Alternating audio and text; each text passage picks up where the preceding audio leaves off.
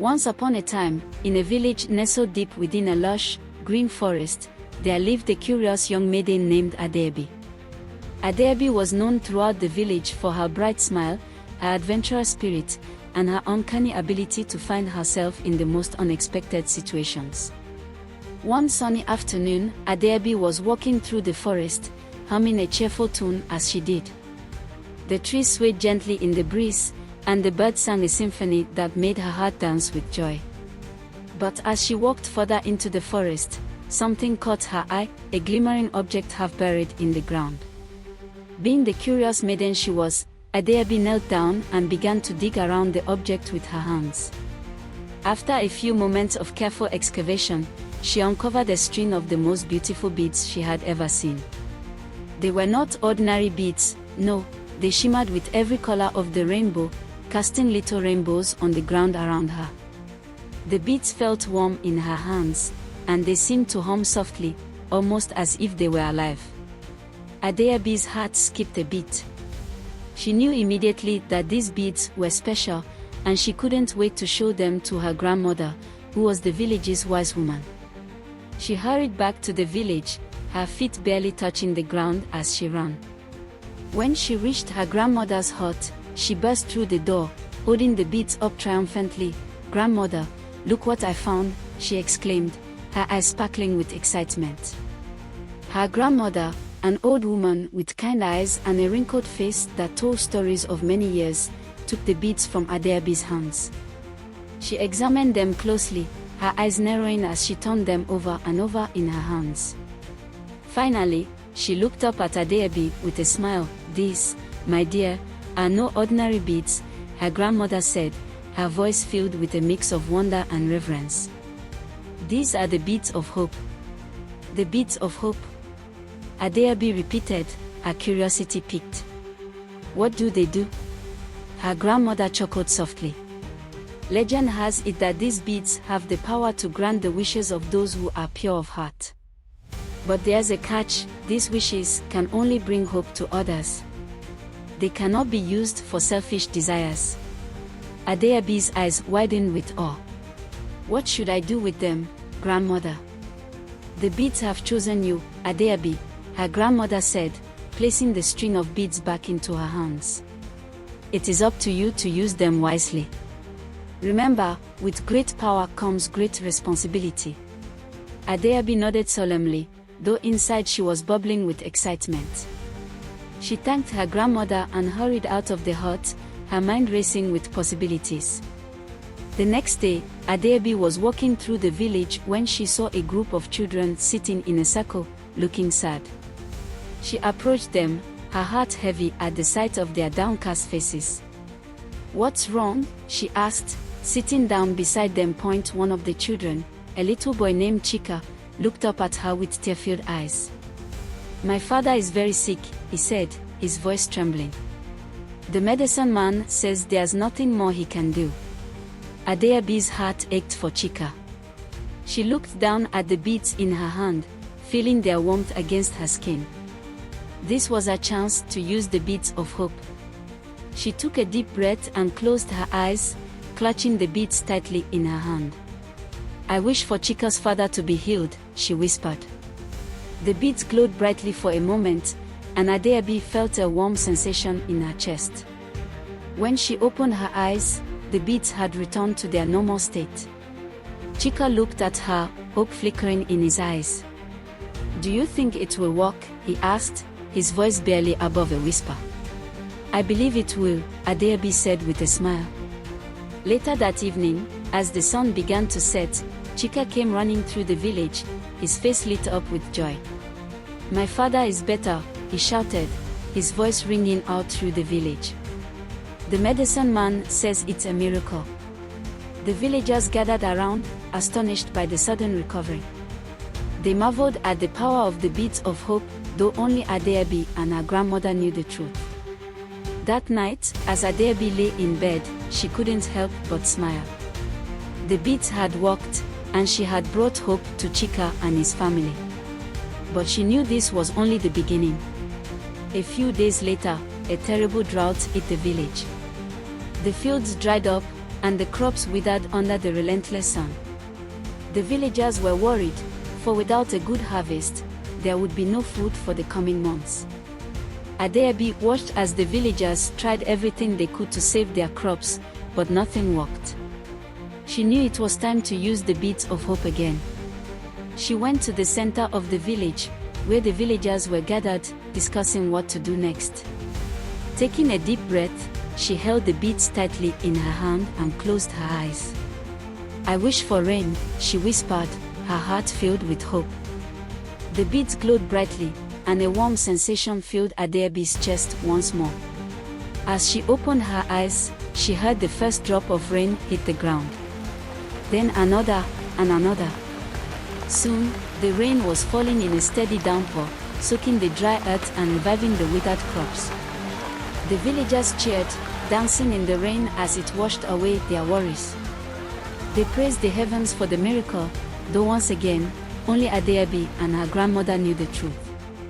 As the rain continued to fall, Adaobi smiled, her heart swelling with joy. The beads of hope had saved the village from hunger, and she knew that they would continue to bring hope to those in need. One day, as Adaobi was walking through the village, she noticed an old man sitting alone by the river. He looked sad and lonely, his shoulders slumped as he stared out at the water. Adaobi approached him, her heart going out to the old man. "Why are you sitting here all alone?" she asked gently. The old man looked up at her, his eyes filled with sadness. "I have no family," he said softly. "My children have all grown up and moved away, and my wife passed away many years ago. I have no one left." Adaobi's heart ached for the old man. She knew what she had to do.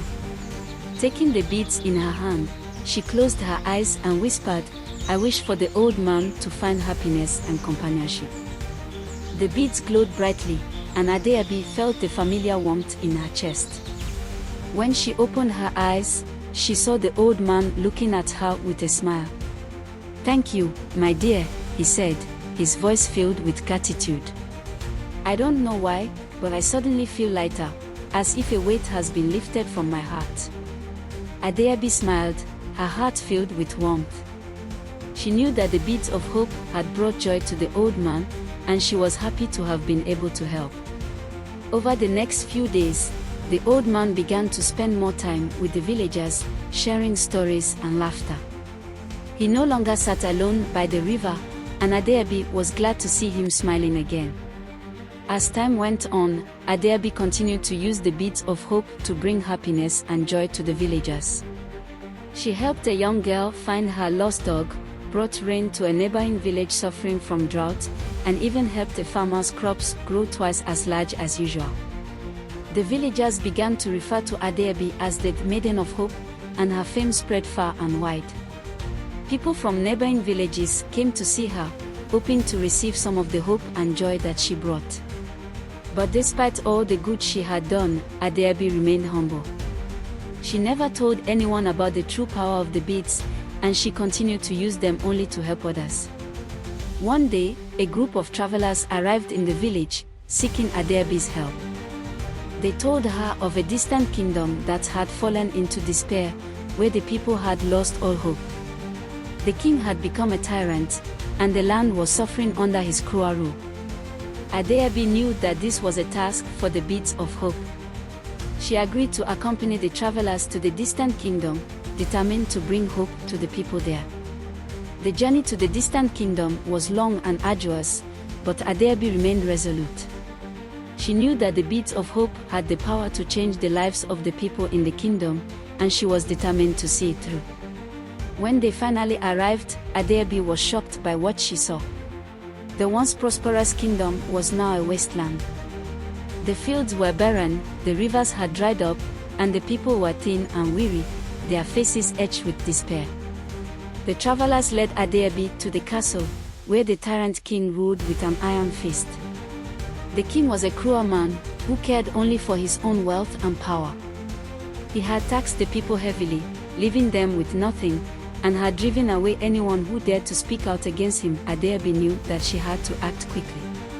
She took the beads in her hand and closed her eyes, focusing all her energy on the wish she was about to make. She knew that this wish had to be carefully crafted, as it would not only affect the tyrant king but also the entire kingdom. Adaobi whispered softly, "I wish for the king's heart to be filled with kindness and for hope to return to this land." The beads glowed with an intensity Adaobi had never seen before. A warmth spread from her hand, filling her entire body, and she could feel the power of the beads working. As she opened her eyes, the castle around her began to change.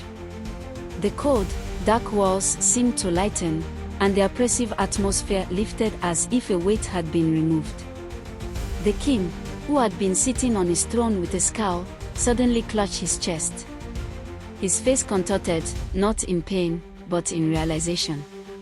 His eyes softened, and the harsh lines of his face seemed to smooth out as he looked around, as if seeing his kingdom for the first time. He rose from his throne, walked to the window, and gazed out at the barren land. Tears welled up in his eyes as he witnessed the suffering his greed and cruelty had caused. Without a word, the king turned to his advisors and ordered that the taxes be lifted and that food and aid be distributed to the people immediately. He vowed to rule with fairness and compassion from that day forward, and he pledged to restore the kingdom to its former glory. Word of the king's transformation spread quickly through the kingdom. The people, though wary at first, soon began to feel the change. The rivers began to flow again, the fields started to sprout green shoots, and the once desolate land slowly returned to life. The kingdom was no longer a place of despair but one of hope and renewal. As the days passed, the people of the kingdom began to thrive under the king's new, benevolent rule. Adaobi stayed in the kingdom for a time, helping to heal the wounds of the past and ensuring that the beads of hope were used only for the good of all. One evening as Adaobi sat on her bed, her mind drifted to the king, his presence, caring and warm nature. She smiled and told herself to erase such thoughts. Finally, the day came when Adaobi knew it was time to return to her village. The people of the kingdom gathered to bid her farewell, their hearts full of gratitude. The king himself knelt before her, offering his thanks and a promise to continue leading with kindness and hope. Within him, he wished she could stay forever.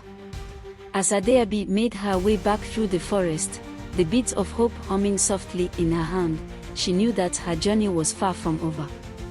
There would always be those in need of hope, and as long as she held the beads, she would continue to bring light to the darkest of places. And so, the Maiden of Hope returned to her village, her heart full, ready for whatever adventure awaited her next. Back in her village, Adaobi was welcomed with open arms.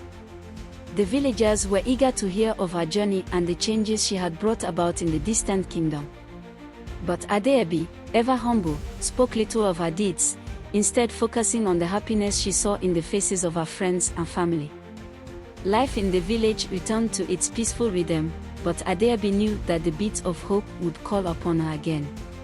She kept them close, ready to bring hope to those who needed it most.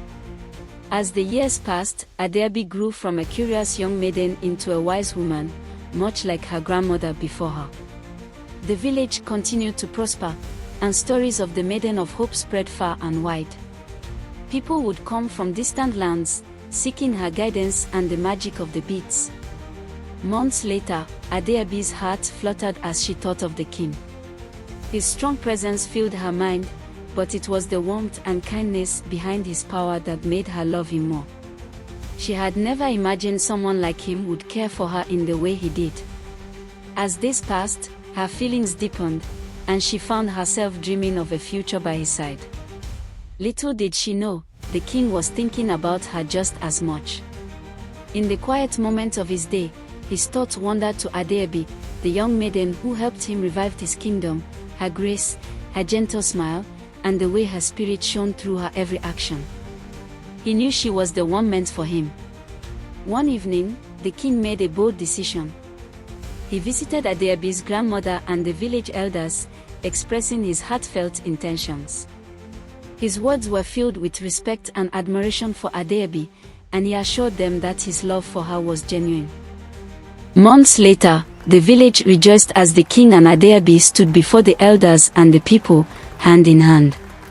With the blessings of her family and the kingdom, Adaobi became the queen, and their love became a story whispered through generations, a union that brought not only joy but a future filled with hope. And so, Adaobi's legacy lived on, not just in the village but across many lands. The beads of hope remained a symbol of the power of kindness, selflessness, and the enduring strength of the human spirit. In the end, it was not just the beads that brought hope, but Adaobi herself, with her pure heart and unwavering belief in the goodness of others. And as long as that belief endured, there would always be hope in the world. Thank you for watching The Beads of Hope. I hope you enjoyed watching. Don't forget to subscribe to my channel, comment, like, and share. Fasten your seatbelt because I will be bringing you intriguing, epic, adventurous stories from other countries.